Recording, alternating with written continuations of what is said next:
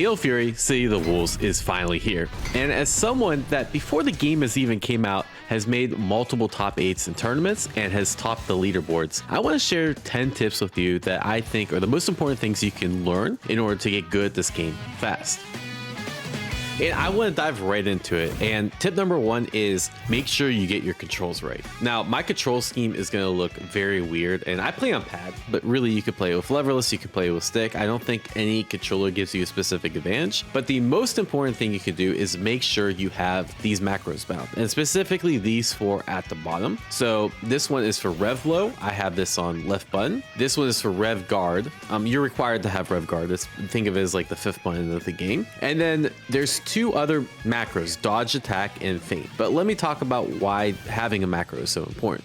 The first is it just lets you get the moves out quicker. So for example, if I'm playing on pad, if I want to hit rev low, I have to move my thumb from its default position. So this movement takes time. And there's a possibility that I won't hit them on the same exact frame, which means that my rev low is technically coming out slower. And in the game where you have to react to certain things with rev low, you want to have a finger over the rev low button so that you can react quicker. And the second reason is that for whatever reason in this game, let's say you're trying to do rev and low attack, right? This is my rev and low attack.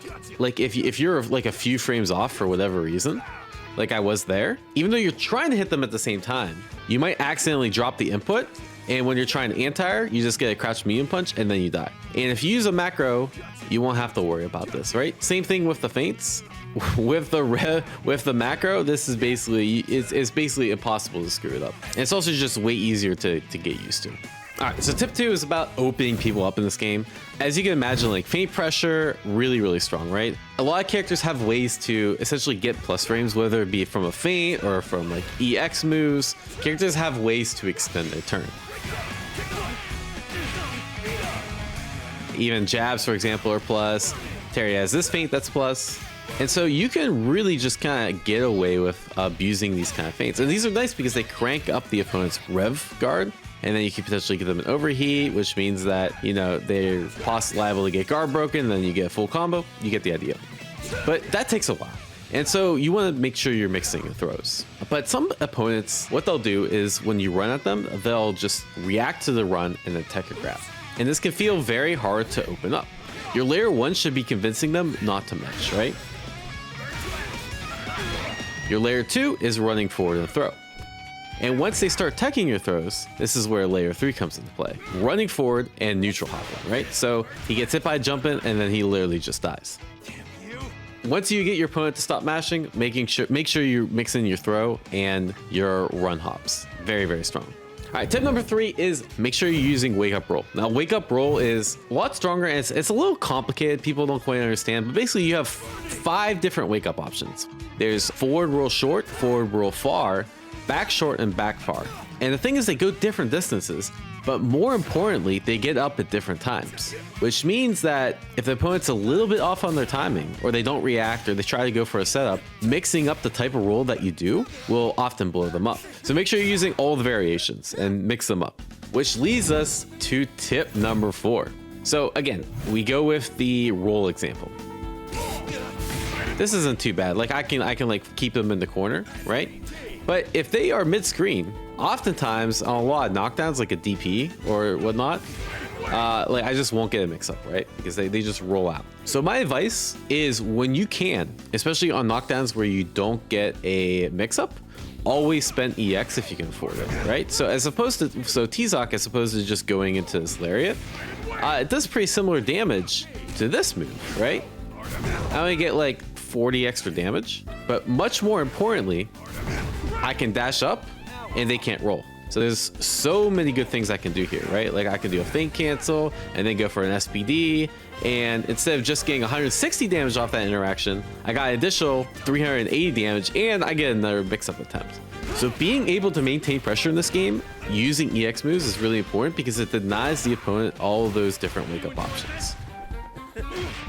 And tip number 5 is what to do about this situation, right? You might be like, Diaphone, you're telling me to roll and I roll out of the corner and then I get crossed up and then I die. Diaphone, you lied to me. This is terrible advice. Well, this is where tip number 5 comes into play. Whenever you're waking up after a roll and you think there might be a cross-up, hold the REV Guard button. Because you can hold neutral and press REV Guard, it actually blocks both directions. And I don't know which direction this will hit. I'm just holding REV Guard and I don't have to guess.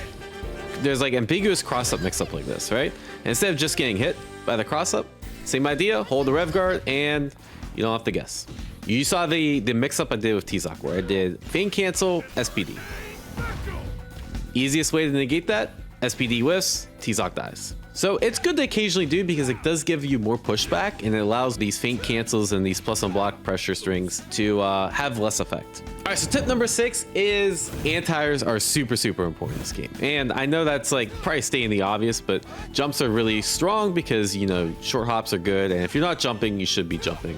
I think that's very obvious about this kind of game is just jumping around like the floor is lava is a pretty good strategy, right? There's 2 main recommendations. One, make sure you get very familiar with this anti-air, basically your high crush. It's important to have a macro for this move because it makes it more accessible. It lets you react easier and you can always have a finger over that macro. So for me, it's R1 and I always have a finger positioned over this button. So in case someone jumps, I'm ready to react, right? On guard, if I cancel this as a special, nothing comes out. But on hit, I get a combo, right? And I can go for cool mix-up. You get the idea. One anti-air can lead to basically a whole reversal of fortune for the entire game. The second tip is a lot of characters have these like DP breaks. So in case you happen to miss the anti-air for whatever reason, or you screw up, you're left pretty safe. And oftentimes you get a combo. I don't know the combo off this, but you get a lot more damage just as the regular DP. And it's safer on whiff in case they happen to like empty jump out in this range. You can just, you know, it's really hard to punish.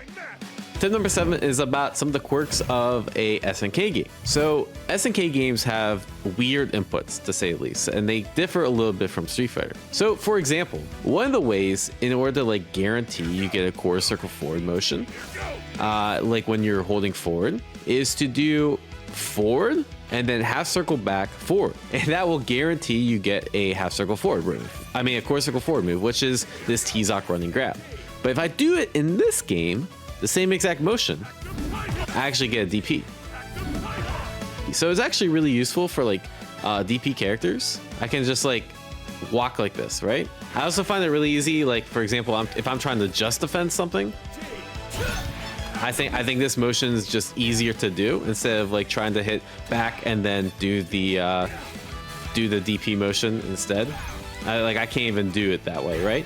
But if I utilize the shortcut, I can get a lot more consistently. How do I get consistent quarter circle forward moves, right? We're trying to move forward with T-Zoc, and I try to get the walk forward running grab, and instead I get this, right? So how do I get a guaranteed quarter circle forward move? Well, in this game, if you do 2, 3, 6, 9, so basically you do like a tiger knee motion, you'll always get the quarter circle forward motion. If I just do it normally, I get a DP motion. I don't want that. But if I do 2, 3, 6, 9, I get the actual fireball motion, which why it works like that, not sure, but abuse it. The other trick I'll say, there's like a hold button trick where if you have trouble getting your specials out, let's say I want to punish this with an SPD. If I do it too early, my special didn't come out because I thought there was more blocks than there actually was. An easy way to do it is you just hold the button. And as long as you hold the button, it will like store your input, and the special will come out at a much later time, right? So even though I'm gonna do it the same timing, because I'm holding the button, I'll always get the special to come out. Number 8 is also input shortcut. If I want to get my optimal Oki off of an SPD, or just any character that needs to like run forward as fast as possible, if you hold Rev and hold forward at the same time, you get dashes instantly timed. So this way, you don't have to worry about any timing by just holding Rev and holding dash at the same time. All right, tip number 9 is about just defend. So just defend is really strong because if I just normal guard this, I'm building Rev meter, and I don't want to build Rev meter. Rev meter is bad. But if I just guard it, I don't build Rev meter. So you almost always want to go for a just defend when you can. But just defend's risky, right? Because it requires you to hold neutral or hold some direction other than block. But there's some situations you can do it risk-free, and one of those is on Wakeup, right? Because the input is so lenient, what you can do is just do an early just defend as you're getting up. If I get it right, it looks like that, but if I get it wrong, I just block. And so pretty much anytime you're waking up, you should always be trying to just defend using this early input, right? And the nice thing is about just defend, obviously you can guard cancel too, like that, right? And then if I happen to miss the guard cancel, nothing comes out. Now obviously there's some risk, right? Like if the opponent just doesn't do anything, I just dial it in, I'm gonna be whiffing a lariat. But this is probably the most risk-free way you can do it, right? The other thing you can do is like anytime there's like a safe jump situation, very, very strong to just go for the just guard as well. And what I'll do in case they like happen to empty jump is I'll do just guard and a button. And so you can kind of like attempt these things risk-free, you know, go just guard, cancel SPD. They lose like 25% of your health. And if you don't happen to get the just guard, nothing comes out. So that's how I recommend start using just guard in your game, other than like just guarding fireballs and that sort of thing, because it's not too bad to get used to, and then that can like help you understand just guard so you can do the really cool fancy just guards later on in the game's lifespan. And tip number 10, I always make this video, tip number 10 always has to be about mentality and how you practice the game, because realistically it's one of the most important things you can do. Fighting games are a lot about mentality. So like if you're looking to get legitimately good, what you do outside of the game and how you train and how you think about the game matters just as much as what you do inside the bench, right? And I could go on the same spiel I usually do, like, hey, make sure you get good sleep and eat right and work out. But you've heard me say that a million times.